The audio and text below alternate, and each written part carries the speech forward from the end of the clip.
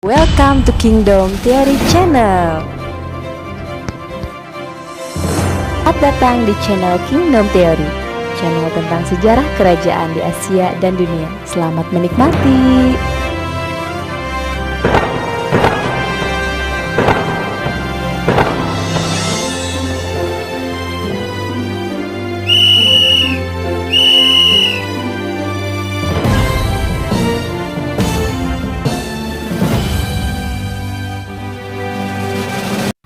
Hello guys, welcome to my channel. In this video I would like to deliver the topic about inscription of Sriwijaya in the Palembang area. This is the report from the Japanese historian, which believe that Chaya is the capital city of Sriwijaya Empire, but they also believe, strangely enough, that the inscription of Prasasti of Sriwijaya Empire in the Palembang area. Let's find out in my next explanation. But before I started this video, I would like to suggest you to push the comment notification button and also leave click like and also subscribe. That's the very important, to subscribe to my channel in order to you to this channel give the another topic, good topic in the future, and to continue to give you very quality topic about empire kingdoms in Southeast Asia and of course around the world. Let's we begin. The inscription of Sriwijaya in the Palembang area. Sriwijaya left several inscriptions near Palembang, Jambi and the Bangka Island, which were read and interpreted by George Codes and other historians. George Codes says a group of inscriptions in Old Malay, 4 of which were found in Sumatra, 3 near Palembang, another at Karang Birahi on the upper coast of the Batanghari, and a 5th at Kota Kapur on the island of Bangka, show the existence in 683 and 686 in Palembang of a Buddhist kingdom that had just conquered the hinterland of Jambi and the island of Bangka and was preparing to launch a military expedition against Java. This kingdom bore the name Sriwijaya, which corresponds exactly to Yijing Silifosi. The oldest of the 3 inscriptions from Palembang, the one that is engraved on the large stone at Kedukan Bukit at the foot of the hill of Seguntang, tell us that on April 23, 682 AD, a king began an expedition or Sidayatra by boat, that on May 19 he left an estuary with an army moving simultaneously land and sea, and that a month later he brought victory, power and wealth to Sriwijaya. Now we go to the Kedukan Bukit inscription. The first is the Kedukan Bukit inscription, in which the name of king or commander was described only as Dapunta Hyang. It is not so clear that the name means the title of the supreme commander or the great king of Sriwijaya. Probably Dapunta Hyang is not personal name but something related with God or sacred. Local people might have been intimidated by these words, as someone irresistible had conquered the Palembang kingdom. The contents of this inscription are simple. The army of Sriwijaya attacked this place and made victory. It took nearly 1 month for the army to arrive the battlefield and another month to confirm final victory. They came over the place with 200 boats and the number of foot soldiers was 1,312. This inscription is the memoir of their victory. Apparently, the army came from outside of Palembang. The commander of the force might be Dapunta Hiam, but it does not mention that the capital of Sriwijaya was Palembang. According to the Sintangsu, Sriwijaya had 14 subordinate states, and the reason why Palembang became the capital of Sriwijaya, as George Codes says, is not clear at all. There are some questions to be clarified in this inscription. The first is from where this army came from. The answer has not been clearly given, but it is almost certain that they came from the Malay Peninsula, perhaps dispatched from Kedah and Chaya. Sriwijaya had traditionally an army of high-speed rowing boats inherited from the Funan times, legacy of King Van Siman.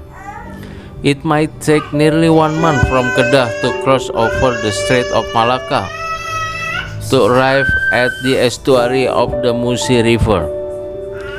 After some preparation, the army probably went up to the Musi River and attacked Palembang. The second question is number of army. The Kedukan Bukit inscription stated that the number was 2 laksa, which means 20,000. However, 20,000 was too many. Even the fleet of Zheng He, total number of crew was 28,000 in the early 15th century. In the contemporary Indonesian dictionary, laksa means 10,000, but in the late 7th century, Sriwijaya could not mobilize such a big number of soldiers, apparent exaggeration. Actual number might be 2,000, which also sounds unrealistic. And now we go to the Talang Tuo inscription. There is the second inscription named Talang Tuo, which is dated on March 684 AD, nearly 2 years later than Kedukan Bukit inscription. Talang Tuo is at 5 km northwest of Seguntang, where Sriwijaya founded a public park planting fruit trees. The Talang Tuo inscription is to commemorate the opening and to honor Sri Jayanasa of Sriwijaya, the king, as the founder of the park. Notably, on the stone, the king expressed the wish to receive the merit by his deed and to bring the happiness to the local people, using several Mahayana Buddhism words. Apparently, King Jayanasa's intention was to propagate the belief of Mahayana Buddhism to the resident and at the same time justification of the Sriwijaya suzerainty in this area. However, there is no evidence King Jayanasa was the great king or Maharaja of Sriwijaya. Probably he was the new regional ruler of the Palembang kingdom dispatched from Sriwijaya group. George Codes says, although King Jayanasa is named in only one of 5 inscriptions, they probably all emanate from him. The military expedition in 682, the foundation of a public park in 684, the affirmation of authority in northwest and southwest of the kingdom, and sending of an expedition against Java. Perhaps it was also he who sent the embassy of 695 to China, the first one from Sriwijaya, for which we have a definite date. If King Jayanasa was the Maharaja of the Sriwijaya Empire, the name of Dapunta Hiam might not be used, and his real name must have appeared on some other inscription. At the same time, Sriwijaya did not send any envoy in 695 to China. The first embassy from Sriwijaya had been sent between 670 and 673 AD, since young years, as clearly recorded in the Sintangsu. So it is dubious if King Jayanasa sent the first envoy to the Tang dynasty or not. Certainly he looked akin Maharaja Buddhist. It is not true that he was Maharaja of Sriwijaya. Perhaps he was the governor of Palembang. If he were Maharaja, Sriwijaya might have shifted its capital to Palembang. The Telaga Batu inscription.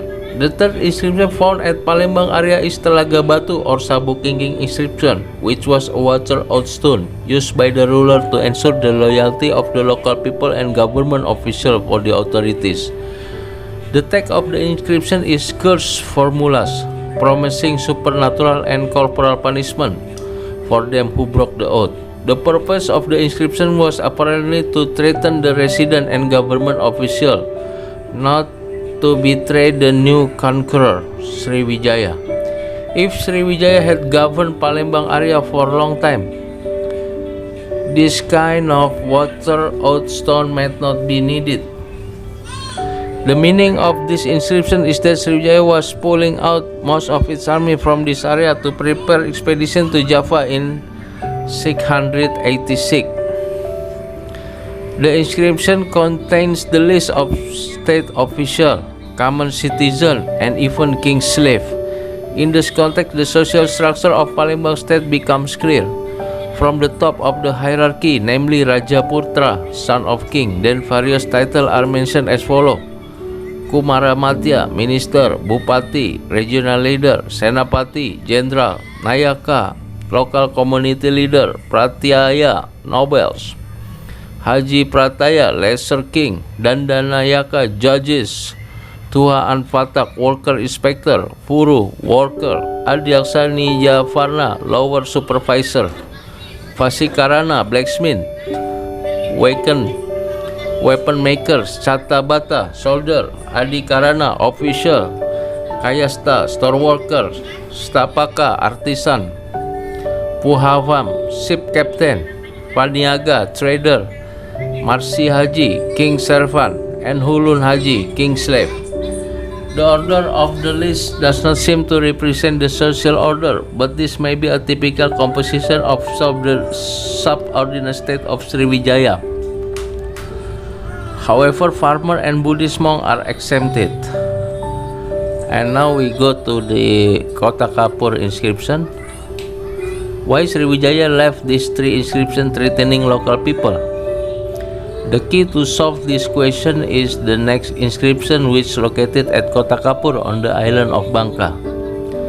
Sriwijaya had to pull out most part of its army from the newly occupied area, Palembang and Jambi, because Sriwijaya had another plan to send the expedition against Kaling in central Java from the base of the Bangka Island. George Cortes does not touch Telaga Batu inscription, but continue further. As for the three other inscriptions, one of which dated February 28, 686, we wonder if the conquests that they imply do not represent the continuation of the expansionist policy commemorated by the stone of Kudukan Bukit. These three texts, in part identical, deliver threats and malediction against any inhabitant of the upper Batanghari, the river of Jambi, whose basin must have constituted the territory of Malayu, and of the island of Bangka, who might commit acts of insubordination toward the king and toward the official he had placed at the head of the provincial administration. The inscription of Bangka closes by mentioning the departure of an expedition against the unsubdued land of Java in 686 AD. The unsubdued land of Java means Kaling, a rival of Sriwijaya, not the ancient Taruma kingdom, as George Cortes insists below. The inscription of Jambi, Batanghari, on the island of Bangka, Kota Kapur, have almost same content threatening the inhabitant. The meaning of Kota Kapur inscription has closing word that the army of Sriwijaya will go to Java as above mentioned by George Codes. George Codes insists as following. The land referred to may have been the ancient kingdom Taruma on the other side of the Sunda Strait, which we do not hear spoken of again after its embassy to China in 668 and 669. Taruma may have become the nucleus of the expansion of Sumatran influence on the island of Java, which is evident in the following century by the inscription of Gandasuli in the province of Kedu. However, we cannot find out the name of Taruma as a tributary country in the annals of China. Instead, the name of Kaling or Holing is recorded on the Chefu Yuan Gui, which sent an embassy in 666 and perhaps 670 under the name of Kala, which is supposed erratum of Kaling. Thereafter, the name of Kaling disappeared for a century. In 686, from the Bangka Island, Sriwijaya sent a big army to Java with speedboats. It is highly probable that the army of Sriwijaya easily occupied the strategic part of Kaling, namely Pekalongan. But the result of the expedition from the Bangka Island was not recorded. However, the victory of Sriwijaya in Java is certain because later Sriwijaya set up its government, named Sailendra, in central Java. All of a sudden, the name of Sriwijaya appeared on the inscription of Ligor, dated 775. This tells us that Sriwijaya had succeeded to invade into the island of Java and established the Sailendra kingdom. Actually, Sailendra became one of the vassal states of Sriwijaya. However, George Codes says that Sriwijaya sent army to Taruma, not Holing, in the West Java. And later many historians follow him. They say Tarumanegara in the West Java sent embassies to the Tang in 528, 666 and 669 AD. However, unfortunately, I cannot find the name of Tarumanegara which sent envoy to China in the 7th century in the Chinese annal. Apparently, the West Java is wrong direction where was no strong kingdom to send a tributary mission to the Tang court. Furthermore, in 1963 at Sojomorto near Pekalongan, an old stone inscription was found, of which date is unclear but supposed to be engraved at the 7th century. It is known as Sojomorto inscription, on which the name of Dapunta Sailendra was found. This inscription is the key to solve the mystery of the activity of Sriwijaya in Central Java and the foundation of the Sailendra. It was written in Old Malay language, and the name Sailendra comes from Sanskrit spelling of Sailendra. The meaning of the inscription seems very important because the expedition of Sriwijaya Navy might have arrived at Pekalongan, the major port of the Central Java. The name of commander was Dapunta Sailendra, who was the founder of the Sailendra kingdom. According to the Chefu Yuan Gui and other annals, Kaling or Holing sent embassies to the Tang in 640, 642, 647 and 648 and 666, and its neighbor in the West Java. Dapoto sent an envoy in 647 to the Tang court and presented Indian cotton cloth, ivory and sandalwood. The location of Dapoto is not clear, but the Jew Tangsu say that Dapoto is located at the south of Linyi. Tumon Jurne by sea and its eastern neighbor is Kaling and the western neighbor is Meilesa. The north side is Latsi, hence there is possibility the location of Dapoto was a kingdom in the West Java. Probably the same location of Taruma in the 5th century. In the West Java, there are 3 inscriptions with footprints related with King Purnawarman, whose capital was the city of Taruma. The fourth inscription was found near Tanjung Priok, which described canal which Purnawarman dug. The age of Purnawarman reign is not clear, but generally supposed at the middle of the 5th century. Perhaps George Kodes and his followers connect this Taruma with Kaling in the central Java. However, there is no solid evidence. The inscriptions of Purnawarman were all limited around Batavia. Anyway, the target of Sriwijaya expedition was undoubtedly Kaling in central Java, which had sent embassies several times and apparently been the rival of Sriwijaya or Siliposi. I think that's all for me at this point. Thank you for your kind attention.